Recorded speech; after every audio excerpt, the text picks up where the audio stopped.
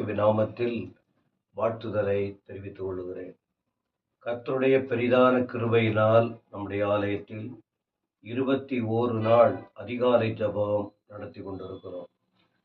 இந்த காலை ஜெபத்திலே ஆலயத்தில் நடத்துகிறோம், ஜெபிக்கிறோம். ஆனால் நேரலையில் நீங்கள் பார்க்க வேண்டும் என்பதற்காக இந்த காணொளியில் ஒரு சில வசனங்களை உங்களுக்கு சொல்லுகிறோம். வேதத்தில் உள்ள வார்த்தைகளை நாம் படிக்கும்போது, கேட்கும்போது நம்முடைய வாழ்க்கையில் ஒரு பெரிய விடுதலை கடந்து வரும் என்பதில் சந்தேகம் இல்லை.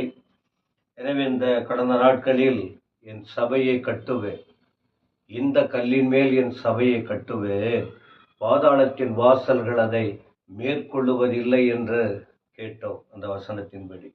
அப்பொழுது கட்டுவது எப்படி, எவைகளை வைத்து கட்ட வேண்டும், எது இருக்கக்கூடாது என்கிற விஷயத்தில் வைத்து 2 காரியங்களை குறிப்பிட்டோம்.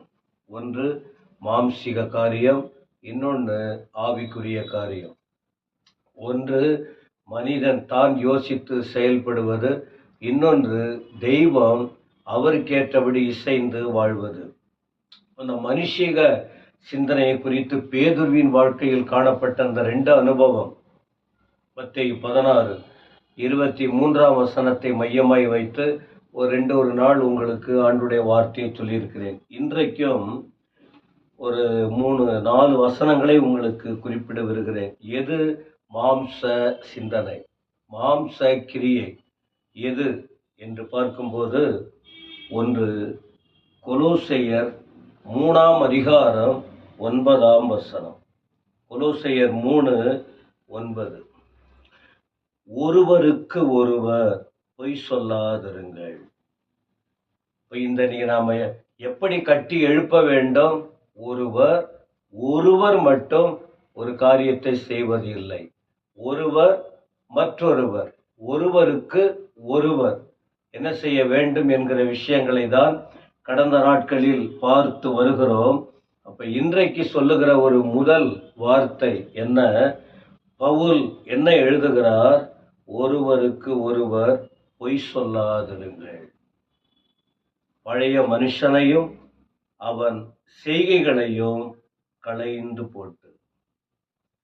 பொய் சொல்லக்கூடாது. நீங்க பார்க்கலாம், மேல் மட்டத்திலிருந்து கீழ்மட்டம் வரைக்கும் விளையாட்டு போல பொய் தொடங்கி வாழ்வே பொய்யாக, வாயை திறந்தாலே பொய். அது எவ்வளவு பெரிய ஆபத்தான செயல் பிரியமானவர்களே. பொய் சொல்லக்கூடாது. பொய் சொல்லுவது என்பது மாம்ச கிரியைகள், மாம்ச சிந்தனை. அப்போ வேதம் என்ன சொல்லுது? பொய் வேண்டாம், பொய் வேண்டாம். பொய் சொல்லி எத்தனை பேர் குற்றவாளிகளாய் மாற்றப்பட்டிருக்காங்க. பொய் சொல்லி எவ்வளவு பேர் தண்டிக்கப்பட்டிருக்காங்க, ஆனா தப்பே செஞ்சிருக்க மாட்டாங்க. பொய் சொல்லி எத்தனையோ பேருக்கு வரக்கூடியதான வாழ்க்கை வீணா போயிருக்கு, குடும்பம் வீணாக போயிருக்கிறது. அந்த பொய் என்பது என்ன? உண்மை இல்லாத காரியம். அப்போ பொய்யான காரியம் இருக்கக்கூடாது. வேதத்தில் நாம படிக்கிறோம், அனனியா சப்பிராள் என்ற 2 பேர். அவங்க 2 பேரும் நல்ல சபையில, திருச்சபையில இருந்தவர்கள். பேதுரு ஒரு காரியத்தை அவங்க கிட்ட பேசுறாரு. நிலம் உங்களுது, எவ்வளவுக்கு வித்தீங்க? நாங்க இவ்வளவுக்கு தான் வித்தோம். 2 பேருமே பொய் சொன்னாங்க. இத ஆவியானவர் கிரியை செய்கிற அந்த நாட்கள், உடனே கணவனும் மனைவியும் 2 பேரும் சேர்ந்து ஒரே விதான அவங்க தப்பு பண்ணிருக்க, வஞ்சித்து ஏமாற்றி வச்சிருக்காங்க. இவ்வளவுக்கு தானே வித்தீங்க? ஆமா, அவ்வளவுக்கு தான் வித்தோம். மனுஷங்கிட்ட தானே சொல்றோம் என்ன அவங்க நினைச்சுக்கிட்டு சொன்னாங்க. ஆனா பேதுரு சொன்னார், நீங்கள் என்னிடத்தில் அல்ல, பரிசுத்த ஆவியானவரிடத்தில் பொய் சொன்னீர்கள். அவ்வளவுதான். உடனே 2 பேரும் விழுந்து செத்து போயிட்டாங்க. எனக்கு அன்பானவர்களே, கூடுமான வரைக்கும் வாழ்க்கையில் உண்மையை பேச கற்றுக்கொள்ள வேண்டும். பொய் கூடாது. இரண்டாவது விஷயம், தீத்து எழுதின நிருபம், தீத்து எழுதின நிருபம் 3ஆம் அதிகாரம் 3ஆம் வசனம். பவுல்தான் இந்த வார்த்தையையும் குறிப்பிடுகிறார். தீத்து 3ஆம் அதிகாரம் 3ஆம் வசனம். ஏனெனில் முற்காலத்திலே நாமும் புத்தியினரும் கீழ்ப்படியாதவர்களும் வழி தப்பி நடக்கிறவர்களும் பலவித இச்சைகளுக்கும் இன்பங்களுக்கும் அடிமைப்பட்டவர்களும் துர்க்குணத்தோடும் பொறாமையோடும் ஜீவனம் பண்ணுகிறவர்களும் படைக்கப்படத்தக்கவர்களும். இந்த வார்த்தையை கவனிங்க, ஒருவரை ஒருவர் பகைக்கிறவர்களாயிருந்தோம். ஒருவரை ஒருவர் பகைத்தல். அப்ப இன்னைக்கு சொல்லுகிற அந்த மாம்ச கிரியை அல்லது மாம்ச சிந்தனை உள்ள வார்த்தை என்ன? வேதம் என்ன சொல்லி கொடுக்குது? ஒருவரை ஒருவர் பகைக்க கூடாது. ஏன் பகைக்கணும்? பகைக்க கூட பகை வேதத்துல படிக்கிறோம். காயின் ஆபேல், அவங்க 2 பேரும் கடவுளுடைய பிள்ளைங்க தான். 2 பேரும் கடவுளை ஆராதிக்கிறாங்க. ஆனா ஆபேல் செய்த காரியம் கடவுளுக்கு பிரியமா இருந்தது. அதை அவர் கொஞ்சம் பாராட்டினார். உடனே அவனுக்கு அதை பொறுத்து கொள்ள முடியல. தன் சொந்த தம்பின்னு கூட பார்க்காம அவனுக்கு விரோதமா எழும்பி அவனை பகைத்து அவனை கொன்று போட்டான். இந்த செயல் ஆண்டவருக்கு தெரிந்தது. ஆண்டவர் கேட்கிறாரு, எங்க உன் தம்பி? அவன் பொய் சொல்லி தப்பிக்கிறான். அப்புறம் ஆண்டவர் அவனை உணர்த்தி அவனுக்கு தண்டனை கொடுத்து அவன் தேவ சமூகத்தை விட்டு துரத்தப்பட்டான் என்பதாக ஆதியாகமம் 4ஆம் அதிகாரத்தில் படிக்கிறோம். எனவே பிரியமானவர்களே, பகை ஒரு தேவ பிள்ளைகளுக்கு இருக்கக்கூடாது. ஒரு சகோதரனை பகைக்கிறவன் எங்க இருக்கிறானா? இருளில் இருக்கிறான். யோவான் எழுதுகிறார், 1 யோவான்ல, தன் சகோதரனை பகைக்கிறவன் மனுஷ கொலைபாதகன் என்பதாக நாம வேதத்துல படிக்கிறோம். எனவே ஒருவரை ஒருவர் அன்பு இருந்ததுன்னா, நேசிக்கிற தயவு இருந்ததுன்னா பகைக்க மாட்டாங்க.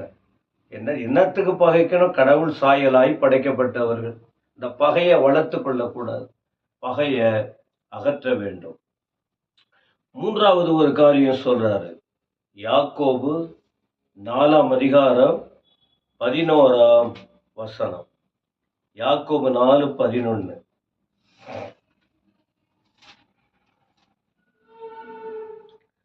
சகோதரரே, ஒருவருக்கு ஒருவர் விரோதமாய் பேசாதிருங்கள். சகோதரனுக்கு விரோதமாய் பேசி தன் சகோதரனை குற்றப்படுத்துகிறவன் நியாயப்பிரமாணத்திற்கு விரோதமாய் பேசி நியாயப்பிரமாணத்தை குற்றப்படுத்துகிறான். நியாயப்பிரமாணத்தை குற்றப்படுத்துவாயானால் நீ நியாயப்பிரமாணத்தின்படி செய்கிறவனாயிராமல் அதற்கு நியாயாதிபதியாய் இருப்பாய்.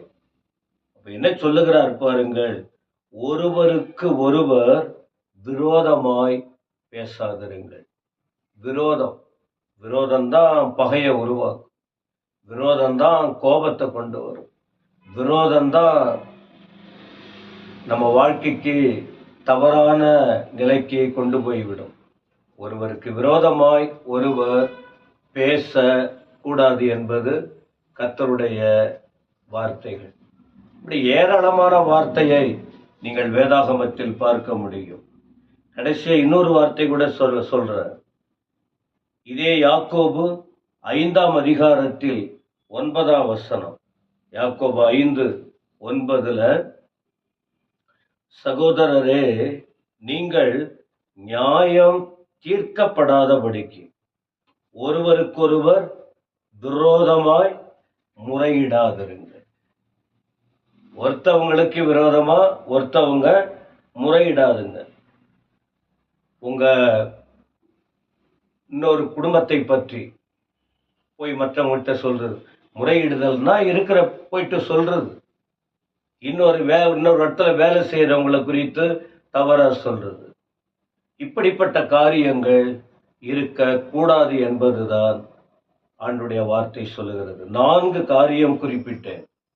ஒருவருக்கு ஒருவர், ஒருவருக்கு ஒருவர் என்ன செய்யக்கூடாது என்று சொல்லப்பட்டிருக்கிறது. ஆவிக்குரிய நிலை இருந்தால் பொய் பேச மாட்டாங்க, பகைக்க மாட்டார்கள், விரோதிக்க மாட்டார்கள், முறையிட மாட்டார்கள். அப்ப இந்த 3 தன்மை, இந்த 4 வசனங்களையும் வாசித்தோம், கேட்டோம்.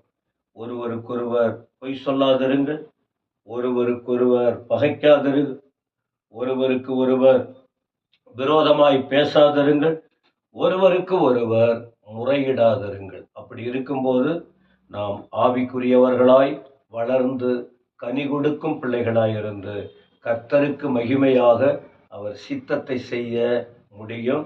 எனவே முயற்சி பண்ணுவோம், கர்த்தருடைய வார்த்தையின்படி நடக்க ஒப்பு கொடுப்போம். தேவன் தாமே அந்த நல்ல கிருபைகளை எனக்கும் உங்களுக்கும் கட்டளையிடுவாராக. ஆமென்.